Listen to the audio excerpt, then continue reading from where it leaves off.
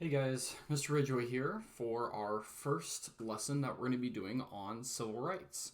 So this is one of my most favorite topics that we possibly get to talk about all year. But as you'll see, things are going to become a little bit more complicated than what appears on the surface. So go ahead and log in with Pear Deck. We're going to be using it throughout the lesson today. Please know before we get too far into things, once you complete your warm-up, which is pretty straightforward, it just says write a short history of the civil rights movement. Make it no more than a paragraph or two, and you can just do that in this space. Before you go too far ahead, what we're going to do as a class is we are going to read the rest of the introduction for Hip Hop Revolution and kind of talk about that. Once, though, you're done with that, please get back to this lesson and then resume it. So we are going to, again, get into some of the elements of the civil rights movement and how we frame it and how we think about it and who's participating and who's it led by, all these good questions. First of all, we're going to look at the histories that you guys read, but we're going to revisit them in a few minutes and you'll see why. So let's just first talk about what our objectives are here. It says summarize some of the early events of the civil rights movement, okay? And then it says deconstruct and complicate the master narrative by challenging the 1950s as the start of the civil rights movement.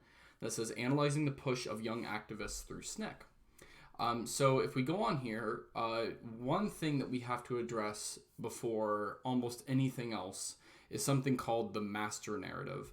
And this is what we could call the long-standing 30-second elevator speech that somebody might give about, well, what happened in the civil rights movement.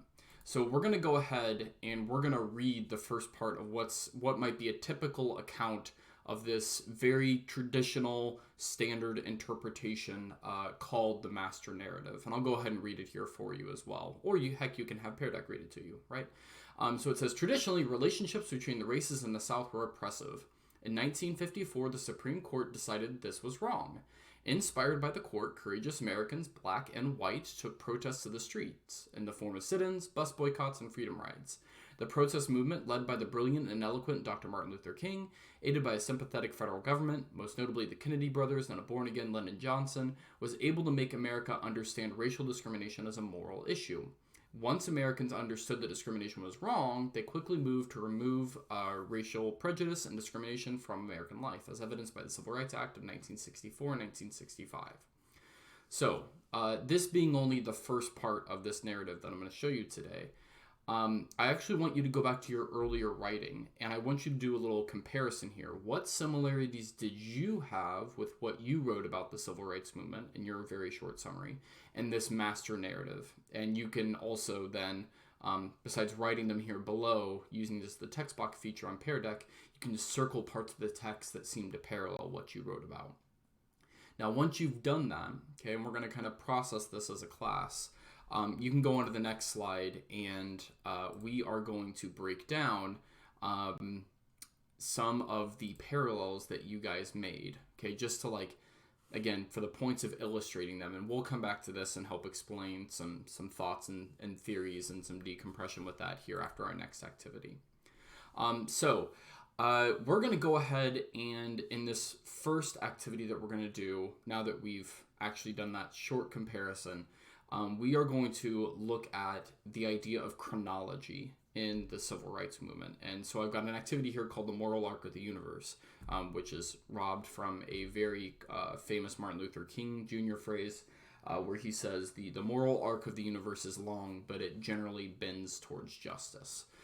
So we're going to look at this idea of chronology and progress and things like that.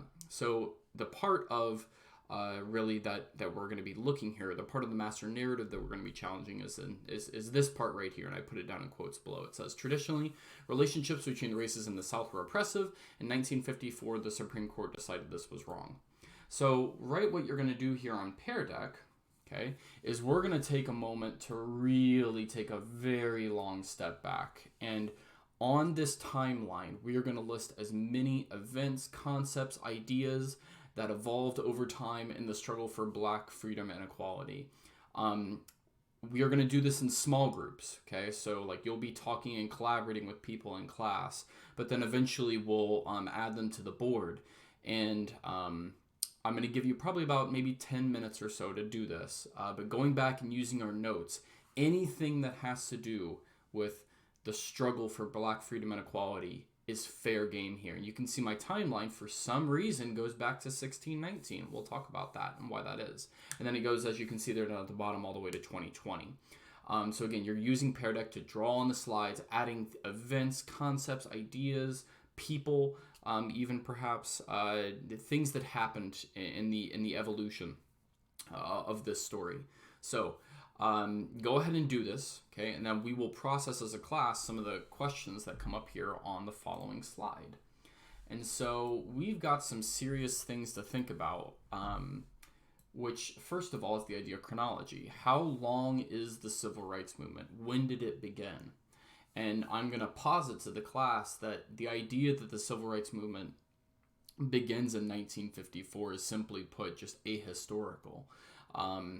At least in terms of the from the mindset of the view of the struggle for civil rights, that is something that begins as soon as slavery arrives in the United States. And we'll go through and process some of these ideas in class, talking about everything from like the invention of Gola, right, as a language of resistance, to the slowdowns, to breaking tools, all the way to concepts about honor and slavery that we talked about last semester.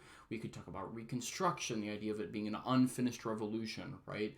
And so all of a sudden you start to see that this is not really about the 1950s. This is a slow burn that has gone on for a long, long time. And what really distinguishes it in a lot of ways in the 1950s is that in some ways, that simply put, that the victories for Black activists maybe are more visible than they were in the past, or perhaps you can say more acknowledged in traditional literature.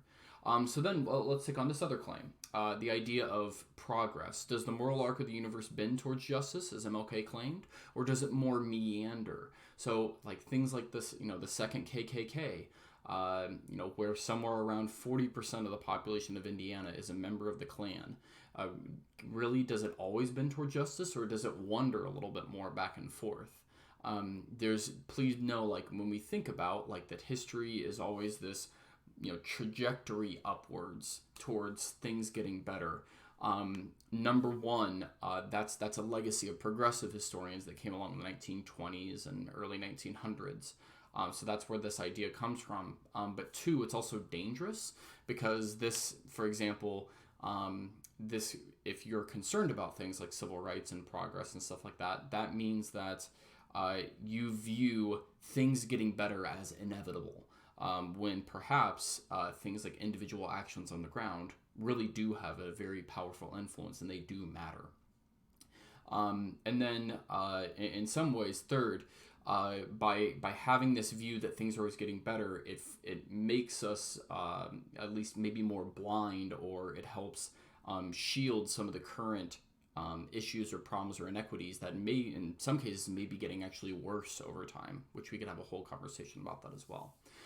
Then also, let's talk about who the actual subject matter of your timeline featured. Who, what, where did your timeline go? Did it feature activists at the very top? Did you have a top-down approach or a bottom-up approach? Where was your timeline centered? Did you mostly talk about the South and the Civil War and the Confederacy? There are other places where racism exists, historically in the United States. So, again, lots of good conversations that we could hear on these, that we could have on these timelines that you made. So before we go too far on, and we get to an activity that we're going to do about SNCC, we're going to do a very, very brief kind of like trade pair share on some of the events of the early civil rights movement. So each group is going to pick one of these, basically each person is going to pick one of these squares down below to study. So we have Conformity and Vanilla, Black Struggles in the 1950s, and then Warren MLK. And there's a worksheet up there in the top right-hand corner, but it's also here in the center. and you're just going to summarize what you learn in each video that's there. It's a John Green video. Maybe about 3 sentences, 4 sentences. You want to hit some important details, things that really jump out to you. The reason why we're doing this is we're trying to get as much background knowledge in your brain about some of the biggest civil rights issues that happened in the early 1950s before we go on and we talk about SNCC. What this is, the Student Nonviolent Coordinating Committee, SNCC, is something that probably a lot of you haven't heard about. And we're going to be using SNCC as a lens to challenge part of the master narrative, but more on that next class. So watch the video that's right here, and then once you've done that, okay, we're going to talk about a role play that we're going to be doing in class. So yes, we are going to have a group discussion next class as if we were SNCC, and we're going to talk about one of these issues that SNCC is going to confront down in Mississippi. So more on that next class. But to help prep you for that discussion, because yes, we're going to do a real role play, we're going to actually be discussing as them. There's a short reading that we're going to go ahead and start together, and we're going to utilize it for next class. So for homework, I'd like you to only read page 2 of it, just so you can get a little bit of background on how SNCC came about. And down below this button, you can see I'm going to go ahead right now and explain to you some of the ground rules about how this discussion will work, because it is going to be a whole class discussion. So I'll just go ahead and read what's right here, and then next class we'll really actually test this out. So it says, you, not Mr. Ridgway, will run the meeting in the same manner SNCC would. We'll have a chair who will call on other students and try to reach informal consensus. You can ask to speak at any time by raising a hand and waiting. If consensus can't be reached, we could take a vote. Again, that would have to kind of like come up to, come up for debate. It would have to be something extremely, extremely contentious that it would be so difficult for us to reach consensus on that we might have to have that happen. But, okay, once we reach consensus about 3 difficult choices that SNCC has to make in Mississippi, we'll actually find out what really happened in the real history, and then we'll do some debriefing and reflecting on that process, that class. So, something to look forward to. Again, you can't actually do the debate until you are at least somewhat familiar with that background knowledge, so that's where that yellow button right there is going to help you out a lot. Okay? Other than that, that's the end of this lesson, and I look forward to seeing you next time. Bye-bye.